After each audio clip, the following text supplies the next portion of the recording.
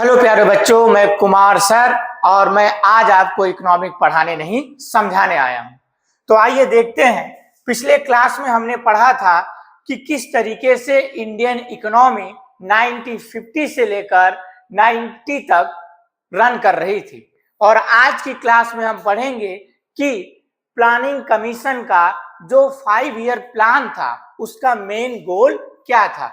तो सबसे पहला गोल आप देखेंगे कि 5 ईयर प्लान में फर्स्ट गोल है आपका ग्रोथ।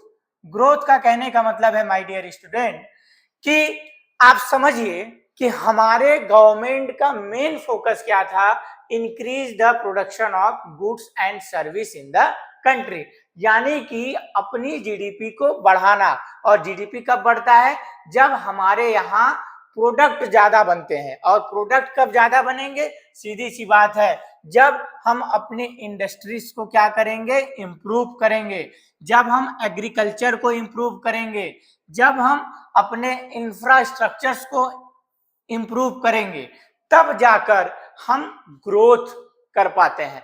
तो माय डियर स्टूडेंट, आपको यह समझना है कि 5 ईयर प्लान का पहला जो गोल है, पहला जो टारगेट है, ये था कि हम अपनी इकोनॉमी में ग्रोथ कैसे जनरेट करें। और ग्रोथ को जनरेट करने के लिए हमें प्रोडक्शन इंक्रीज करना होगा, प्रोडक्शन की कैपेसिटी को बढ़ाना होगा। उसके लिए हमें इंडस्ट्री, एग्रीकल्चर को इंप्रूव करना होगा। सेकेंड आता है मॉडर्नाइजेशन, यानी कि चीजों को न्यू टेक्निक में एडॉप्ट करना। आप देखिए, use new technology and modern method in production and development. कहने का मतलब है कि अब आप किसी रूल ऑफ थंब मेथड, किसी ओल्ड मेथड पर काम ना करके हमारी इंडियन इकोनॉमी क्या करेगी? न्यू वर्जन को एडॉप्ट करेगी। आप समझिए, इस डायग्राम से देखिए कि कैसे आज किसी भी काम करने के लिए हम एग्रीकल्चर में ट्रैक्टर का यूज करते हैं और नई मशीनें जैसे जीसीबी, क्रेन, ये सारी मशीनों का हम यूज करते हैं। देन जिससे हमारी जो फार्मिंग इंडस्ट्रीज है वो भी क्या हो? डेवलप हो। तो मॉडर्नाइजेशन में हमको ये समझना है कि यहाँ पर हमने न्यू टेक्नोलॉजी अडॉप्ट की। और एक पॉइंट यहाँ पर ऐड अपन का होगा, सोशल आउटलुक। सोशल आउटलुक का मतलब होता है कि हमें अपनी सोसाइटी में भी सोशल स्टैंडर्ड को क्या करना है? चेंज करना है। जो डिस्क्रिमिनेशन हमारी सोसाइटी में है उसको भी क्या करना है? लेवल पर लाना है। अगला है सेल्फ डिपेंड, सेल्फ रिलायंस, यानी आत्मनिर्भर। आत्मनिर्भर का मतलब है reduce dependence on foreign countries and become independent, यानी कि हमें अब किसी और देश पे डिपेंड नहीं रहना है। हमें खुद ऐसी सिस्टम को जनरेट करना है जिससे हम अपने यहाँ गुड्स और सर्विस का प्रोडक्शन खुद की इंडस्ट्री लगाकर अच्छे तरीके से कर सके। जैसे आप देखिए, आज आप देख रहे होंगे कि अमेरिका, इजराइल और ईरान के बीच जो बैटल चल रहा है उसके बीच हमारे यहाँ सिलेंडर और ऑयल की क्राइसिस है। तो इसके पीछे रीजन क्या है? रीजन ये है कि हम डिपेंडेंट किधर हैं? उनके पर। अगर वही चीज हम सेल्फ डिपेंडेंट हो जाएंगे, आत्मनिर्भर हो जाएंगे, हम किसी फॉरेन कंट्री पर डिपेंड नहीं रहेंगे, तो इससे दो फायदे हैं। पहला फायदा कि हम पर कोई प्रेशर नहीं जनरेट कर पाएगा। दूसरा फायदा कि हमारा जो पैसा है कहीं देश के बाहर नहीं जाएगा। तो आप समझिए। और तीसरा फायदा, अगर हम प्रोडक्शन ज्यादा करते हैं, गुड्स और सर्विस ज्यादा बनाते हैं, तो सिंपल सी बात है कि हम अपने सामान को बाहर भी बेचेंगे और बाहर बेचेंगे तो हमें क्या मिलेगा? फॉरेन करेंसी भी मिलेगी। तो आप समझिए, आज आप देख रहे होंगे कि आज भी जो गवर्नमेंट है वो किस पर बात करती है? मेक इन इंडिया पर बात करती है। किस पर बात कर रही है? कि हमें अब अपने देश में ही सामान बनाना है, जिससे क्या होगा?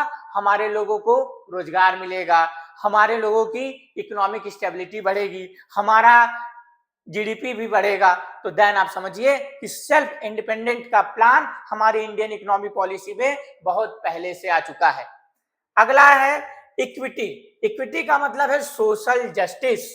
कहने का मतलब है सोशल जस्टिस में कि समानता, सभी को बराबर इक्वेलिटी, सभी को बराबर हक, reduce inequality of income and provide equal opportunity to all people. For example आप देखिए कि तराजू है और इस तराजू पे दोनों लोगों को बराबर रखना है।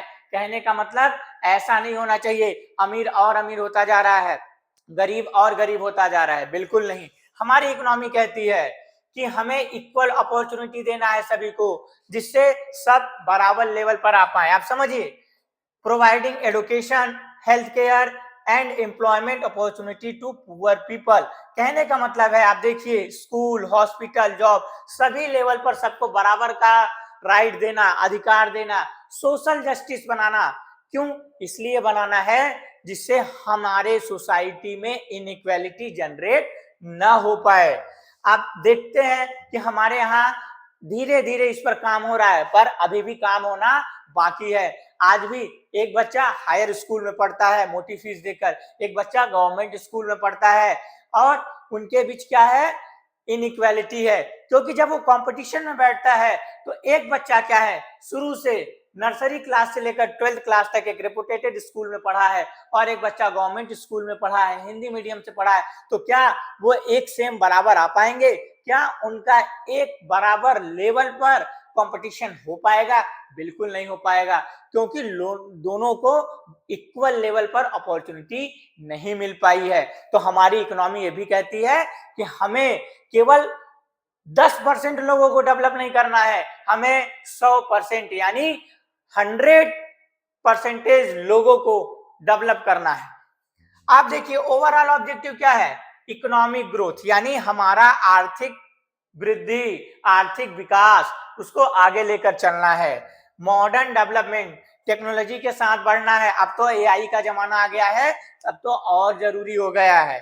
अगला है सेल्फ डिपेंडेंस। सेल्फ डिपेंडेंस का मतलब है कि खुद के दम पर अब चीजें करना है। मतलब भारत को अगर विश्व गुरु बनना है तो भारत को क्या करना पड़ेगा? अपनी इकोनॉमिक पावर को खुद के दम पर करना होगा। सोशल इक्वेलिटी, सोशल इक्वेलिटी का मतलब कि सब लोगों को बराबर प्लेटफॉर्म देना है, इक्वल प्लेटफॉर्म देना है, जिससे लोगों को अच्छी अपॉर्चुनिटी मिल पाए। अब देखिए the 5-year plan aim at balance develop of the country and improvement in the quality of life of every citizen. ये केवल गरीबी निवारण प्रोग्राम नहीं है, ये केवल ऐसा नहीं है कि गरीबी दूर भगाओ वाला है। ये जो है ये आपको ये बताता है कि हमें अपनी सोसाइटी का बैलेंस डेवलप करना है, यानी संतुलित विकास करना है। Country and improvement in the quality of life every citizen. हमारी सोसाइटी में जो लोग रह रहे हैं, जो सिटीजन है, जो नागरिक है, उसकी क्वालिटी ऑफ लाइफ को भी इंक्रीज करना। अब हम नेक्स्ट क्लास में आगे की क्लास करेंगे। आप इसी तरह हमारे लेक्चर को सुनने के लिए, समझने के लिए हमारे चैनल को सब्सक्राइब करें, लाइक करें, अधिक से अधिक लोगों तक शेयर करें, और इसी तरह मजेदार क्लास के लिए हमसे जुड़े रहें।